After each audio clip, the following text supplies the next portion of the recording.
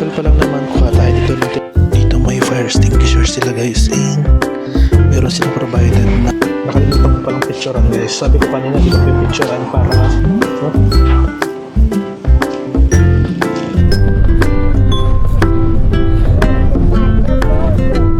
lalakad ka pala ng konti pa from work. What's up guys, welcome again sa aking channel, and we are back for another travel vlog. And for today ay nandito tayo ngayon sa Clark International Airport and pupunta tayo ng Siargao. Yan. So excited tayo kasi ito yung pangalawang local travel guys. Yung una is nung nakaraan is yung Boracay, ngayon Siargao naman, and excited ako kasi ito yung first time natin pupunta ng Siargao, and excited ako sa mga activity na pwedeng natin gawin doon, and hoping na maging maganda yung panahon, no, yung pag-stay natin doon. And right now it's 4:14 na, so yung pinaka boarding time namin is 4:45, so meron na lang 30 minutes, and yung pinaka departure namin dito sa may Clark International Airport is 5:30. And yeah, so hinihintay lang natin. And yan, pakita ko sa inyo kung ano yung itsura ng Clark International Airport guys. So nasa kami boarding 5C. So yung 5A is nasa third floor. So nandito tayo sa may pinaka first floor nila. Ayan guys, kung makikita nyo yan, yung mga kasama natin. So lahat nagpapahinga, pare-pares kaming walang tulog kasi 5:30 in the morning yung pinaka namin. Even ako, hindi na ako nakatulog. Kaya yung iba yan, habang naghihintay, yung iba nakahiga, humihidlip pansamantala. Tapos itutuloy na lang nila yan sa may aeroplano. Since yung travel time is aabot ng 2.5 hours from Clark International Airport going to Siargao. Yeah. So ngayon guys, gusto ko lang i-share na yung ticket natin is around 2,000 plus lang siya dahil nakuha natin siya sa piso sale ng Cebu Pacific, no. So naswertehan natin. So parang around April yata nung nagkaroon ng piso sale, and ngayon is September. So nakakuha tayo ng piso sale sa Siargao and Boracay. Tapos na yung Boracay natin, and ngayon Siargao naman. And malaking tipid talaga siya kasi usually kapag magbubuk ka sa papuntang Siargao, mura na yung makakuha ka ng 5,000 round trip or 7,000. Minsan nga umaabot pa ng 13,000, ganun siya kamahal. Pero tayo nakakuha tayo ng 2,000 plus lang, around 2,500 ata round trip na siya, diba? Sobrang tipid na. Kaya kung gusto nyo makatipid guys, abang-abang kayo sa mga piso sale ng Cebu Pacific. So ngayon, wait na lang natin yung pag-board natin guys. Yan, kunting oras na lang hihintayin natin. Ayan guys, nag-start na magpa-board. So ngayon, nagsimula na yung group number 1. So group number 5 pa naman tayo. So ang ipapakita lang is yung boarding pass is kanila and valid ID para mas mabilis yung ready na. So ako naka-ready na yung sa akin. And habang hindi pa tayo tinatawag yung group number natin is mag-stay lang tayo sa pag-upo. So tatayo lang tayo pag tinawag na yung mismong group natin. Ayan. So sasakay tayo ng bus papunta sa mismong aeroplano na sasakyan natin. Yan, kunting hintay na lang at makakasakay na rin tayo. Nakasakay na tayo dito sa may bus papunta dun sa mismong airplane guys. Ayan yung mga kasabay natin. And ito yung itsura ng bus dito. Wow, maganda. Ganda ng airport bus. Diba? Hindi naman kami masyadong puno. Nandito ako sa pinakadulo para kahit paano makakuha tayo ng footage ng pagpunta sa mismong yan. Diyan tayo galing kanina. And yung pinaka natin, nilagay natin doon kasi may lagayan ng baggage para doon sa area na yan. Agad-agad nandito na tayo guys, wala pang isang minuto. So kaya naman lakarin, pero sumakay pa rin tayo dito sa bus. So kung makikita nyo, yan yung mga unang batch kanina from 1 to 3, and yung mga nakasakay dito is 4 to 5 batch 4 to 5. And hindi pa kami pinabababa kasi nga hindi pa rin naman sila umakyat sa eroplanong sasakyan namin. Grabe no, kaya naman siyang lakarin pero pinasakay pa tayo sa bus. Anyway, Siguro kasama yan sa ano nila, serbisyo nila, no, para sa convenience ng mga customer nila. Anyway, let's wait. Ayan.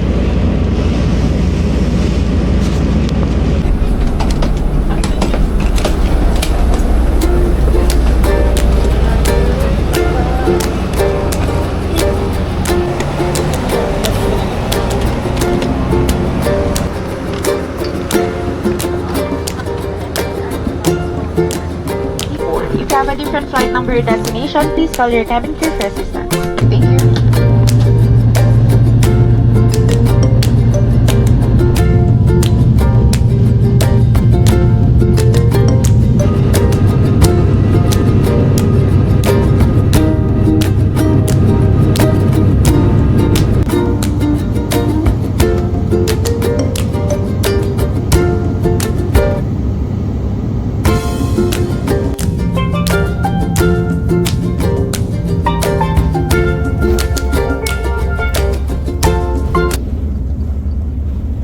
Touchdown Siargao, guys. Nandito na tayo sa airport and dito yung arrival area. Maliit lang yung pinaka-airport nila. Since wala namang na gano'n na ano, walang nilalagay dyan ng mga dito yung baggage area. And let's proceed here. Magbabayad lang tayo dito ng environmental fee na 20 pesos. Then pupusid tayo doon. Yan. After natin magbayad ng environmental fee, this way tayo sa area na to. And di tayo titingin ng sasakyan natin papuntang General Luna. So huwag kayong mag-alala kasi alam ko meron ng mga nag-o-offer dito papunta doon, and pwede kayong by group siya, pero yung pagbayad per person, and ang alam ko nasa 300 pesos yung bayad dito. Yan, Siargao Domestic Airport. So sila naman siguro yung mga pa-departure.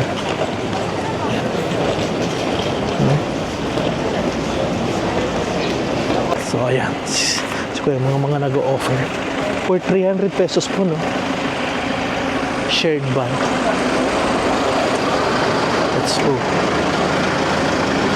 Yan, nakasakay na tayo and hihintay din lang tayo na kasama. Meron tayong kasamang dalawa dito. Yan.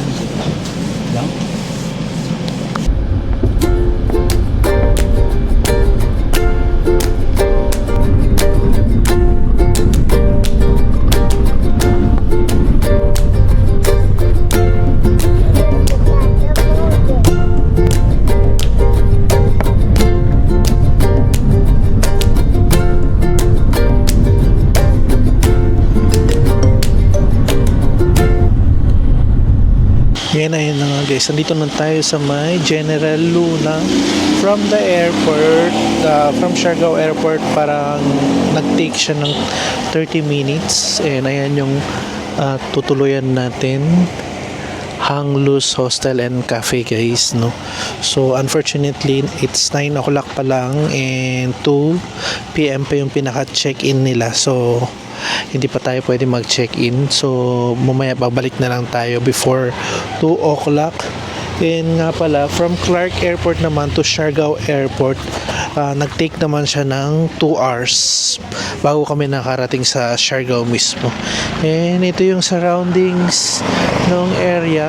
Malapit lang sa pinaka main road kung saan makakabili ng maraming pagkain doon, ng maraming mga choices. And ayan, ang cute ng ng hostel na to. Itong tutuluyan natin. And mura lang siya, guys. Kung gusto nyo siyang makuha niya, pwede nyo siyang kunin sa My Agoda or booking.com, ganyan. So since maaga pa, guys, ang ginawa natin is iniwan mo natin yung gamit natin doon. Pwede naman, may paglalagyan naman. Ayan na yan. So lalabas lang tayo, titingin tayo ng pwedeng makainan. Tingnan natin yung surroundings dito sa may General Luna.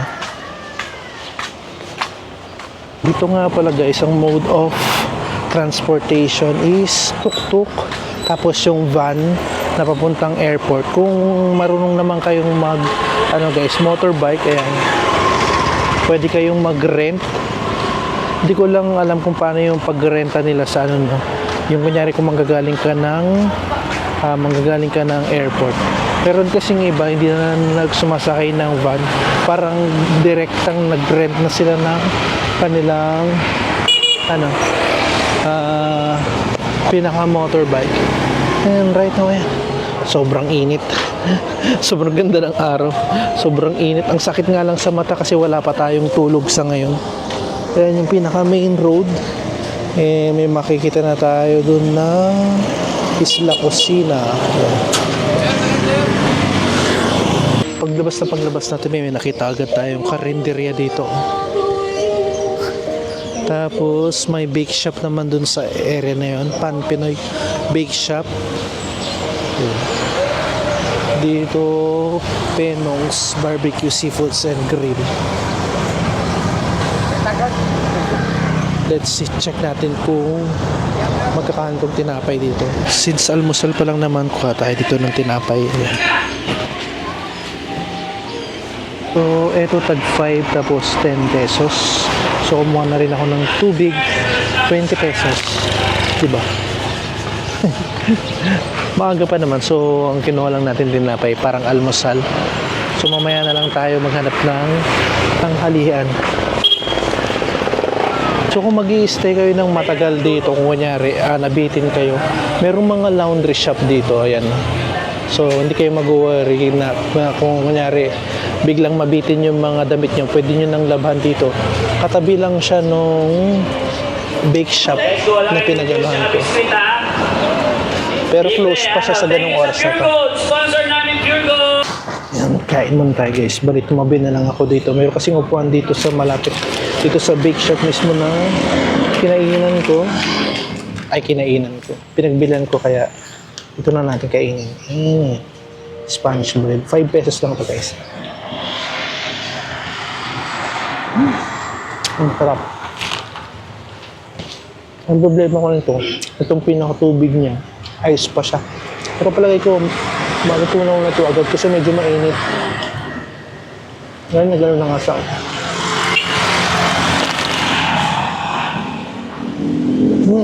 sarap pa.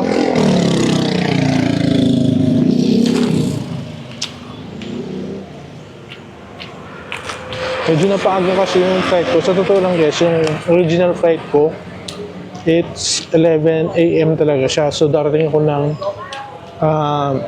2 PM dito. Kaso na-move siya ng mas maaga. Kaya ngayon na yan.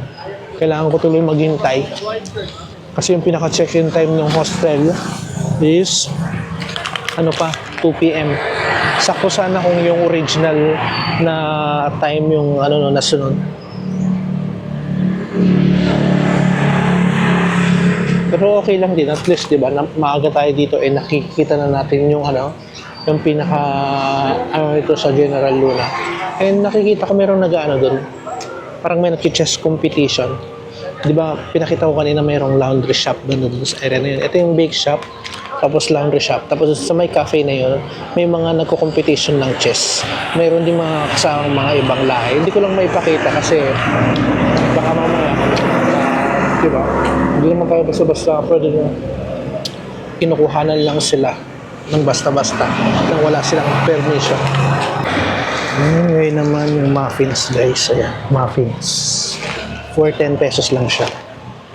Tama lang siya sa price kasi medyo maliit lang din siya.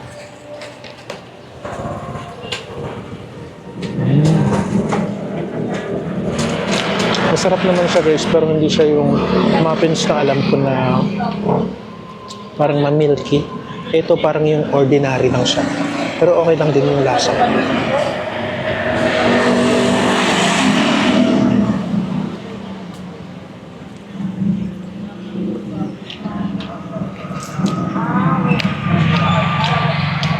I'm back guys, no? So, nandito na tayo ngayon sa pinakakama dito sa may hostel na tinutuluyan ko. And right now, papakita ko sa inyo, i-room tour ko kayo, no? So, ang una kong ipapakita sa inyo is itong mismong kama natin. Yan. So, dahil mura lang ito guys, nakuha ko lang siya ng around 2,300 for 60. So, wala pa siyang 400 pesos. So, aasahan nyo na hindi siya as in maganda talaga. Kumbaga, para ito sa mga nagtitipid, yung mga walang arte, ganyan. So, tignan nyo. Hindi siya air condition. So, may electric fan siyang ganyan. Then, nandyan yung saksakan na kung saan pwede kayong magana ng charger and may ganyan. And may isang unan dito, kumot, and towel. Ayan, provided naman. So, ang awkward lang dito is open dyan sa ano na yan, area na yan. So, kapag matutulog kayo, makikita nyo yung paanong mga katabi nyo o yung mga kasama nyo. So, ito nga pala guys is mix, no? Big mix bed space para siyang ganon. So, magkasama ang babae at lalaki. Yan. Ganyan siya. So kung wala naman kayong arte at okay lang sa inyo to, and most of the time naman sa labas ka mag-i-spend kasi syempre maraming mga activities na pwedeng gawin dito like island hopping, ganyan. Tapos pwede kayong pumunta pa sa mga ibang sikat na lugar dito. So most of the time talaga nasa labas kayo, and dito kung hindi issue sa inyo na hindi naman air condition yung tutulugan nyo, okay na rin siya kasi wala pa siyang 400 a day siya guys. And medyo magulo na dito sa area na to kasi nandiyan na yung gamit ko. So papakita ko sa inyo sa ngayon kasi wala pa akong kasama. And yan. Ganyan siya kapag wala pang tao. Ayan. Then sa area na to. So, nasa itaas ako. So, ang pwedeng mag-ano dito is 6. Tapos may katapat pa kami na 4. So, mga 10. So, maya-maya i-check natin kung may papakita ko sa inyo yung CR. Since marami kasi yung tao. And hindi tayo pwedeng basta-basta mag-ingay kasi may mga natutulog din. Pero palagay ko yung iba is nasa ibang area na namamasyal na. May mga nakita na ako kanina dyan eh. Pero parang umalis na sila and palagay ko nag-island hopping na sila. Itong pwesto natin guys is nasa second floor, no? So dito meron din, ayan, kung gusto mo ng mailaw, ayan, pwede, ayan. Ganyan na siya. So kung makikita nyo, dito palang matatanaw nyo na yung labas ng second floor mula dito. And banda dyan sa area na yan, pwedeng magpahinga ganyan. Diba? Tapos mayroon din silang pinoprovide na ano dito, locker for para sa mga gamit nyo, and magdala na lang kayo ng padlock. Pero kung gusto nyong bumili, meron silang available for 100 pesos siya. And ganyan yung itsura niya guys pag nandito ko na sa labas. Ayan. So marami ano, meron pa doon sa area na yun. And kung makikita nyo, mayroong ano dito kung saan pwede maghilamos, mag-toothbrush, ganyan. Tapos, meron pa dito. And ito yung pinaka-locker natin. Ayan. So, naka-open siya, no? Pwede nyo siyang padlakan pag gusto nyo.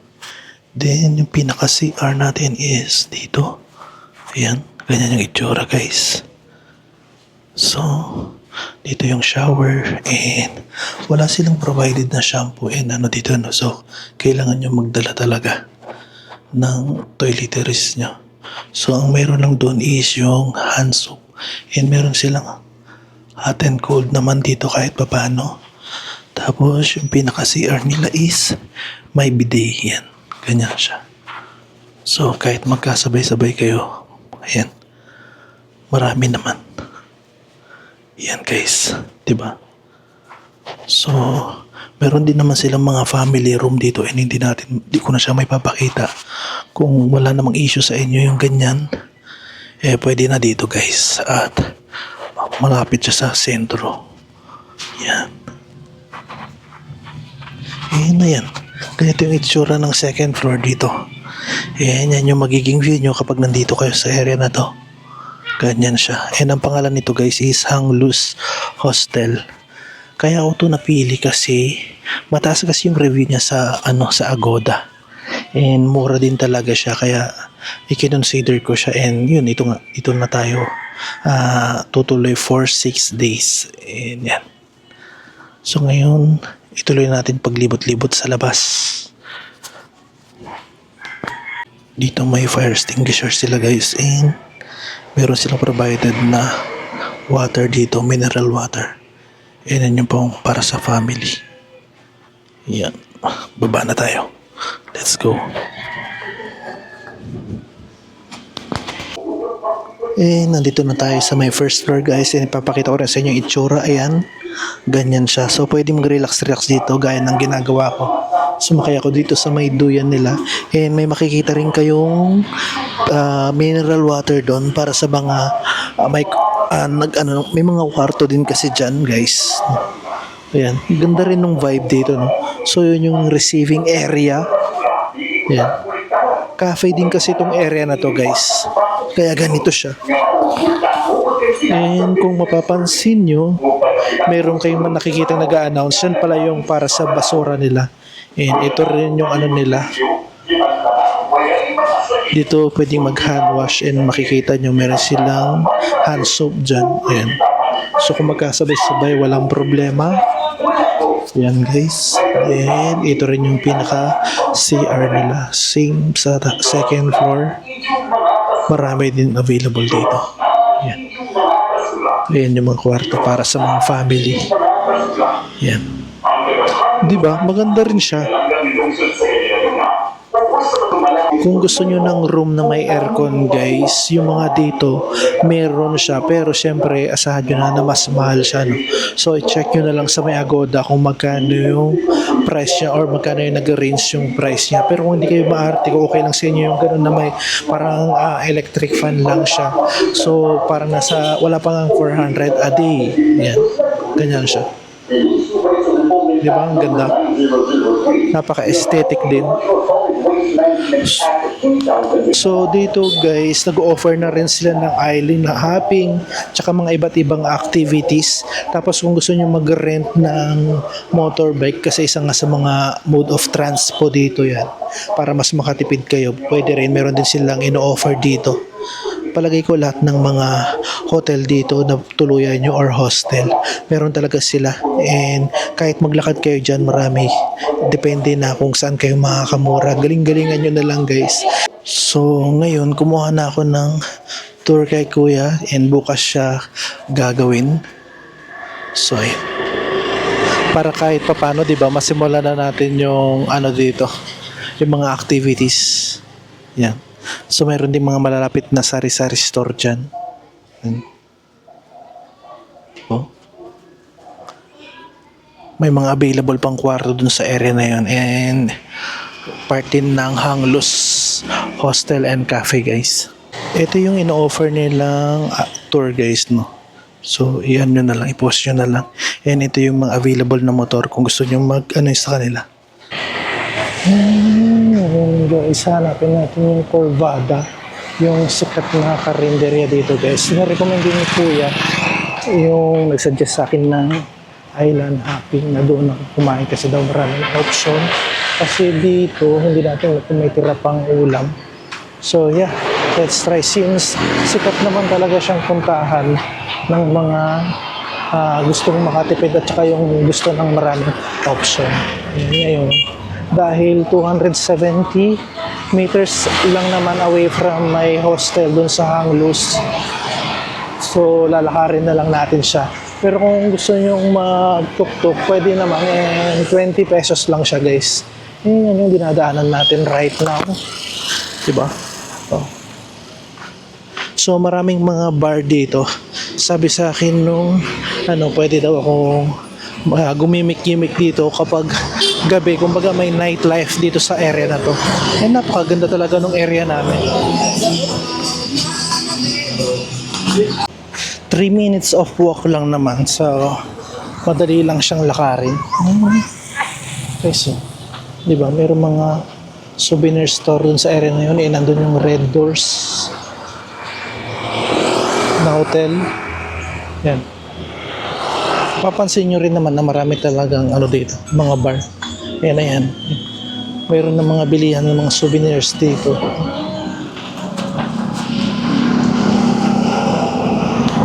yung souvenir store. Nandiyan naman ang Watson Pharmacy. And ayun, makikita nyo na dun yung Corvada. Ganun lang siya kalapit dun sa area namin. So kung gusto nyo i-consider yung hostel natin nuluyan ko guys, mayroon namang ano doon, aircon. Huwag kayong magalala. Just in case na ayaw nyo yung katulad nung sa akin. So, mayroon naman kayong mga ibang option. Ayan. Di ba malapit sa lahat. Kaya yung pinili rin natin siya. Kaya hindi nakakapagtakang mataas yung reviews niya. Gawa nga ng malapit siya sa lahat guys. And marami din kayong mga motorbike na pwedeng pagrentahan. Yan, Corvada. As of now, it's 2:35 and walang masyadong tao. Usually puno dyan eh. Pero ngayon, konti lang. So maganda. Kasi makakapag-vlog tayo kahit papano, di ba? Pakita ko sa inyo kung ano yung mga menu nila guys. Ayan.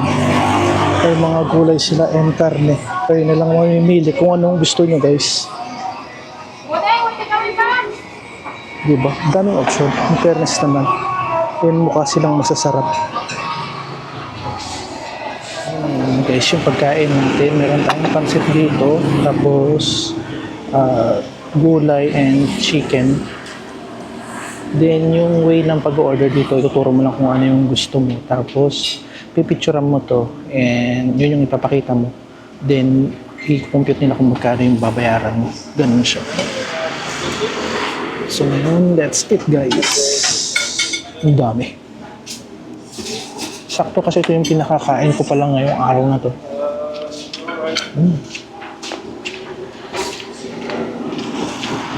Sarap.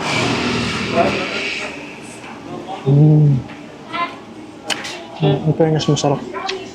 Tsaka alam na alam mong kakaluto lang nila, mainit-init pa.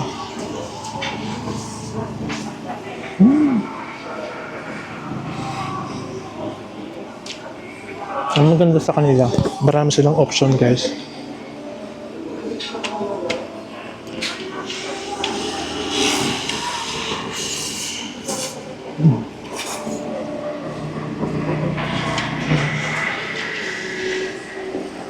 Even itong pinakagulay nila, halatang fresh pa siya and half cooked siya guys. Oh. Nakalimutan ko palang picturean guys. Sabi ko kanina, di ba pipicturean para malaman nila kung magkano yung babayaran natin. Mawawala pa yung ebidensya. Ayan, siyempre dapat honest tayo, di ba? Yep. Let's go. Masarap itong chicken curry nila in fairness. Sakto yung alat, hindi namnam.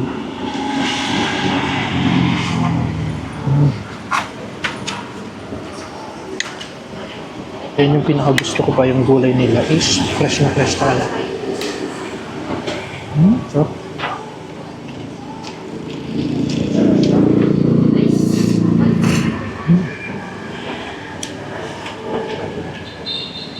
Kain guys.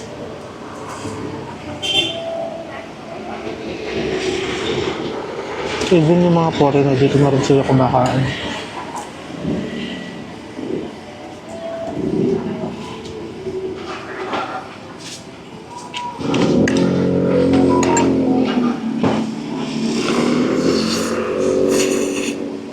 Meron din silang mga available soft drinks doon kung just in case and tubig.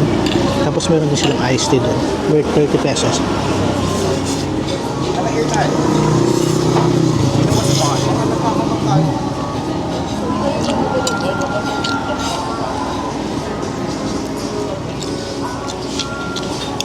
Para akong nasa ibang bansa. Kasi ang daming foreigner dito.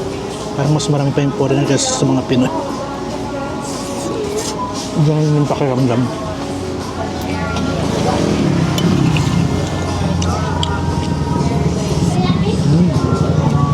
Tapos ang nakakaano pa, yung mga foreigner, as in nag-ano sila ng mga motorbike. Yan ang hilig nila, sa sobrang init ng panahon, ang hilig nila magubad guys. Hindi ko maintindihan. Samantalang ako halos ayaw ko na lumabas sa sobrang init, nakakapaso yung init. Pero sila talagang todo ano pa sila, motorbike, tapos nakahubad pa. Gustong gusto nila yung araw. Samantalang ako malilim pa lang, pero tagaktak yung pawis ko. Pero sila, wala silang pakialam sa araw. Yung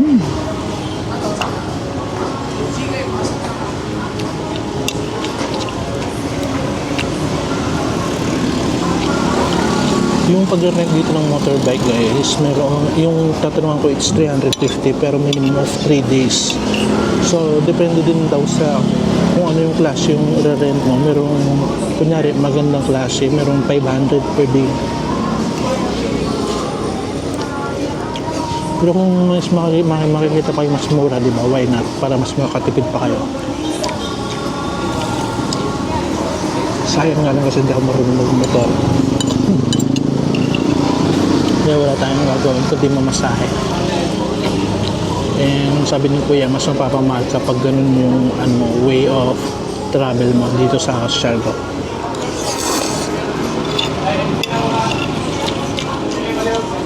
Kaya makikita mo yung mga talaga yung mga ibang lahi talagang naka-motorbike sila.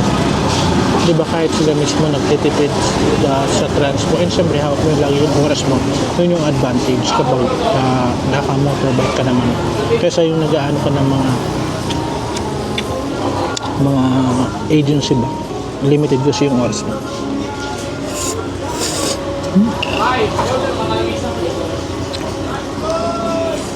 Hindi naman ako gutom, di ba? Ubos na ubos guys, and gabayad na tayo. May mga kumakanta doon sa video. Okay, mag-uumpisa na yata sila. Tapos na tayong kumain guys ito sa may Corbada. Maglalakad-lakad muna tayo para medyo bumaba yung kinain natin, no? So ang binayaran natin for our food is 260 pesos. So may tatlong ulam na siya and kanin. So pansit, gulay, and meron tayong chicken. Tapos may kanin pa. 260. Not bad, no? Kasi marami siya. Pero 260 pesos. Ayan. So ngayon, maglakad-lakad muna tayo. So paglakad natin ng konti guys, mula sa Corbada, may makikita kayo ATM machine. So huwag kayong mag-alala kung sakasakaling kulang yung dala-dala ng pera. Kung may ATM naman kayo, ayan, pwede kayong mag-withdraw dyan. Pero yung iba, tumatanggap na rin sila ng mga GCash payment dito and card. Pero syempre, mas okay pa rin na may dala-dala kayong cash. Ano ba yun? Nabubulol pa ako. Ayan, ang ganda mga ganyan guys. Diba? So may mga titinda ng gelato dyan, crepes. Ayan. So kung gusto nyo magmere-merienda, meron mga tacos, nachos, burrito, ganyan. Ayan. So halos kahabaan nito is mga souvenir items. Ayan. So lakad-lakad lang muna. Grabe, ang dami talagang mga rin dito, kainan tsaka mga cafe. Ayan. Tapos napansin ko, meron ding BDO ATM machine doon guys. Maliban dun sa nakita natin doon na Yorotel. Ay, Yorotel nga ba yun? Nakalimutan ko na. Ayun. Pero ibang klaseng ATM yun. Pero dito may BDO siya guys. Oh. Then, ayan. Mga souvenirs na naman dyan sa area na yan. Tapos kung gusto nyo magpatattoo guys, meron din doon sa area na yun. Kung may mga gusto nyo ng bubble tea, dito naman sa area na to, and mga pizza, ganyan. Lakad-lakad lang tayo. Check natin kung ano yung mga meron dito sa na to, sentro na to. Yan, kung nagbe-vape kayo, meron din silang vape store dito or vape shop.